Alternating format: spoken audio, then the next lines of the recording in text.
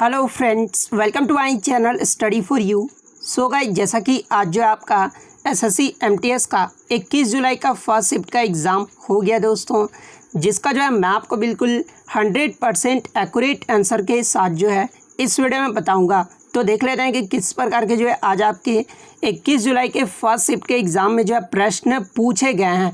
उससे पहले एक बात और दोस्तों, कि जिन्होंने भी अगर चैनल को सब्सक्राइब नहीं किया है तो एसएससी एमटीएस से रिलेटेड पल पल की अपडेट के लिए जो है चैनल को सब्सक्राइब ज़रूर कर दीजिएगा।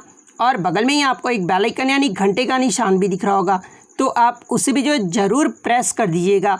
तो चलिए वीडियो को स्टार्ट करते हैं। तो आज का जो आपका पहला क्वेश्चन आया था कि grand old man of India यानी भारत का वयोवृद्ध पुरुष के नाम से जो है ये किसे जाना जाता है। तो देखिए, मैं आपको बता दूं कि grand old man of India के नाम से जो है ये दादा भाई नौरोजी को जाना जाता है। तो दादा भाई नौरोजी आपका करेक्ट आंसर होगा। नेक्स्ट क्वेश्चन आपका यहाँ पर आया था कि cracking the code my journey in Bollywood, ये जो पुस्तक है ना, ये किसके द्वारा लिखा गया है। तो देखिए, ये जो पुस्तक है ये आयुष्मान खुराना और आयुष्मान खुराना की पत्नी ताहिरा कश्यप के द्वारा लिखा गया है। लेकिन आपके ऑप्शन में जो है आयुष्मान खुराना दिया हुआ था, तो आयुष्मान खुराना आपका करेक्ट आंसर होगा।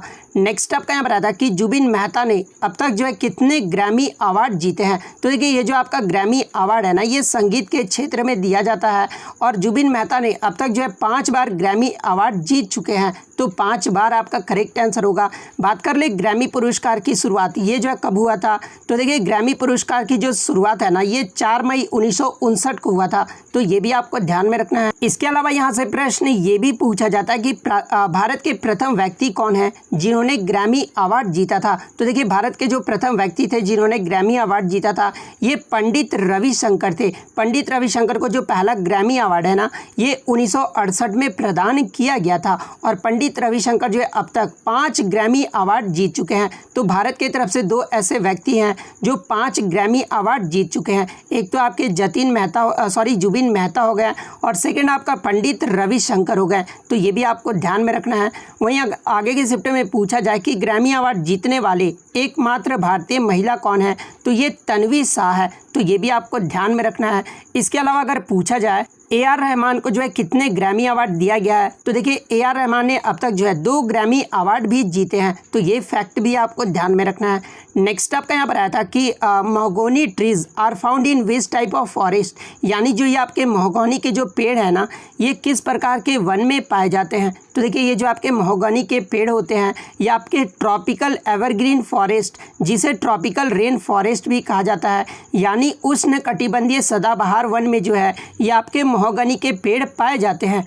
तो उष्णकटिबंधीय सदाबहार वन आपका करेक्ट आंसर होगा। नेक्स्ट क्वेश्चन आपका यहाँ पर आता है कि भारत का सबसे बड़ा राष्ट्रीय राजमार्ग ये जो है कौन सा है। तो देखिए, भारत का जो सबसे बड़ा राष्ट्रीय राजमार्ग है ना, ये आपका नेशनल हाईवे 44 है, जो कि भारत का सबसे लंबा राजमार्ग है। और ये जो आपका उत्तर में श्रीनगर से आरंभ होकर जो है दक्षिण में कन्याकुमारी से तक जो है वो समाप्त होता है। बात कर ले इसकी कुल लंबाई कितनी है, तो नेशनल हाईवे 44 की जो कुल लंबाई है ना, ये 3745 किलोमीटर है। तो ये फैक्ट भी आपको ध्यान में रखना है। नेक्स्ट आपका यहाँ पर क्वेश्चन आया था कि भारत छोड़ो आंदोलन ये जो है किस वर्ष शुरू हुआ था। तो देखिए, क्विट इंडिया मूवमेंट ये जो आपका 8 अगस्त 1942 को शुरू हुआ था। तो 8 अगस्त 1942 आपका करेक्ट आंसर होगा। नेक्स्ट क्वेश्चन आपका यहाँ पर आता है कि भेदभाव न करना ये जो है किस अधिकार के अंतर्गत आता है। तो देखिए, मैं आपको बता दूं कि भेदभाव न करना ये जो आपका मौलिक अधिकार के अंतर्गत आता है। और वर्तमान में आपके कितने मौलिक अधिकार है, तो ये भी आपको कमेंट करके जवाब देना है। लेकिन मौलिक अधिकार में भी जो है ये आपके समानता के अधिकार में आता है, जो कि आपका भारतीय संविधान के भाग 3 में अनुच्छेद 14 से 18 तक जो है ये आपका समानता के अधिकार जो है वो वर्णित किए गए हैं। और समानता के अधिकार में भी जो है ये आपके अनुच्छेद 15 में आते हैं। अनुच्छेद 15 ये बताता है कि राज्य केवल धर्म, जाति, लिंग, जन्म स्थान या उनमें से किसी के आधार पर जो है किसी भी नागरिक के साथ भेदभाव नहीं करेगा, यानी डिस्क्रिमिनेशन नहीं करेगा। तो ये फैक्ट भी आपको ध्यान में रखना है। तो आई थिंक आपका अनुच्छेद दिया हुआ था, तो अनुच्छेद 15 आपका करेक्ट आंसर होगा। नेक्स्ट आपका यहाँ पर आता है कि भारत में जीडीपी की जो रिपोर्ट है ना, ये कौन जारी करता है? तो देखिए भारत में जो जीडीपी की रिपोर्ट है ये आपका सेंट्रल स्टैटिस्टिकल ऑफिस यानी जो है भारतीय सांख्यिकी आयोग जो है ये रिपोर्ट जारी करता है। और ये जो आपका सीएसओ है ये किस मिनिस्ट्री के अंतर्गत आता है? तो ये आपका ministry of statistics and programme implementation के अंतर्गत आता है। जिसके मंत्री कौन है वर्तमान में? तो राव इंद्रजीत सिंह है। तो ये फैक्ट भी आपको ध्यान में रखना है, तो सीएसओ आपका करेक्ट आंसर होगा। नेक्स्ट आपका एक क्वेश्चन आया था कि हमारे सौरमंडल का सबसे छोटा ग्रह पूछा गया था। तो देखिए हमारे सौरमंडल का जो सबसे छोटा ग्रह है ना वो बुध ग्रह है, जिसे मरकरी भी कहा जाता है। तो बुध आपका करेक्ट आंसर होगा। और सबसे बड़े ग्रह के बारे में अगर पूछा जाए तो ये आपका बृहस्पति ग्रह है। नेक्स्ट आपका यहाँ पर आता है कि विटामिन ए की कमी से कौन सा रोग होता है? तो देखिए विटामिन ए की कमी से जो है ये आपका रतौंधी नामक रोग होता है। तो रतौंधी आपका करेक्ट आंसर होगा। विटामिन बी1 की कमी से जो आपका बेरी रोग होता है। विटामिन सी की कमी से जो स्कर्वी रोग होता है। विटामिन डी की कमी से जो आपका रिकेट्स होता है। विटामिन ई की कमी से अगर पूछा जाए तो एनीमिया रोग होता है। विटामिन के की कमी से जो है ब्लड क्लॉटिंग यानी रक्त का जो धक्का है ना वो नहीं जम पाता है। नेक्स्ट क्वेश्चन आपका यहाँ पर आया था कि वर्ष नवंबर 2021 में भारतीय पुरुष क्रिकेट टीम के जो है नए कोच के पद पर किसे नियुक्त किया गया है? तो देखिए मैं आपको बता दूं कि नवंबर 2021 में भारतीय पुरुष क्रिकेट टीम के जो नए कोच है ना ये राहुल द्रविड़ को बनाया गया है। और राहुल द्रविड़ ने किसका स्थान लिया है? तो ये रवि शास्त्री का स्थान लिया है। तो ये भी आपको ध्यान में रखना है। तो राहुल द्रविड़ आपका करेक्ट आंसर होगा। वहीं अगर वर्तमान में महिला टीम की बात कर ले, इसके क्रिकेट टीम के कोच कौन है? तो ये रमेश पवार है। नेक्स्ट आपका यहाँ पर आता है कि हाथी महोत्सव ये जो है किस शहर में मनाया जाता है? तो देखिए ये जो आपका हाथी महोत्सव है ना ये राजस्थान राज्य के जयपुर शहर में मनाया जाता है। तो जयपुर आपका करेक्ट आंसर होगा। इसके अलावा ये जो आपका मरु उत्सव है ये जैसलमेर में मनाया जाता है। गणगौर त्यौहार ये भी आपका राजस्थान का त्यौहार है। उर्स महोत्सव ये जो आपका अजमेर में मनाया जाता है। पुष्कर ऊँट मेला ये भी आपका राजस्थान में। कोलायत मेला, बूंदी महोत्सव और बानेश्वर मेला ये सभी जो आपके राजस्थान राज्य के उत्सव हैं। नेक्स्ट आपका यहाँ पर आता है कि दिल बेचारा सॉन्ग के टाइटल ट्रैक के कोरियोग्राफर कौन है? तो देखिए मैं आपको बता दूं कि दिल बेचारा जो फिल्म था ना ये सुशांत सिंह की आखिरी फिल्म थी। और इस सॉन्ग के टाइटल ट्रैक के कोरियोग्राफर जो है ये फराह खान थी। तो फराह खान आपका करेक्ट आंसर होगा। नेक्स्ट आपका यहाँ क्वेश्चन आया था कि 2023 में पुरुष हॉकी विश्व कप का जो आयोजन है ना ये कहाँ किया जाएगा? तो देखिए 2023 में पुरुष हॉकी विश्व कप का जो आयोजन है ये ओडिशा राज्य में भुवनेश्वर व राउरकेला में किया जाएगा। तो आई थिंक ऑप्शन में आपका भुवनेश्वर व राउरकेला दिया हुआ था। तो ये आपका करेक्ट आंसर होगा।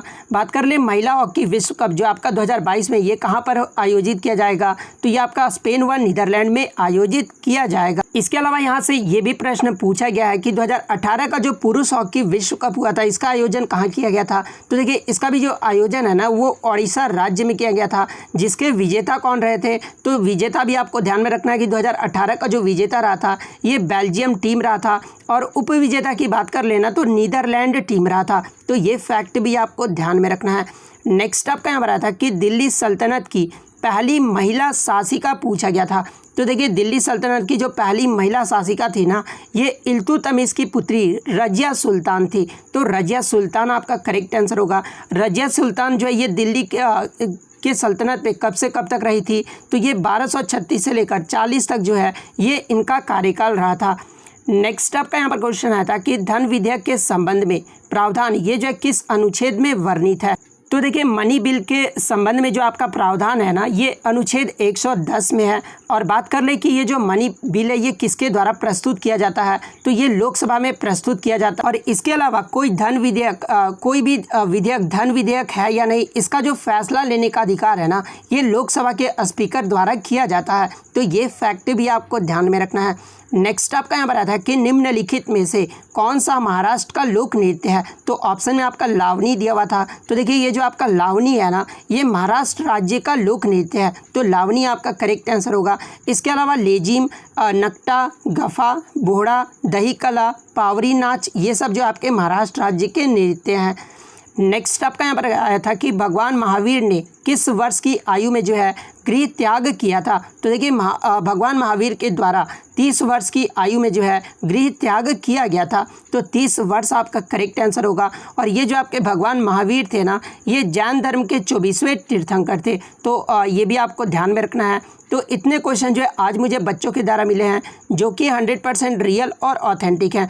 तो अगर वीडियो अच्छी लगी हो तो वीडियो को जो है लाइक ज़रूर कर दीजिएगा। चैनल पर नया है तो इसी तरह का रियल कंटेंट पाने के लिए जो है चैनल को सब्सक्राइब ज़रूर कर दीजिएगा। तो मिलता है नेक्स्ट वीडियो में, तब तक thank you, all the best.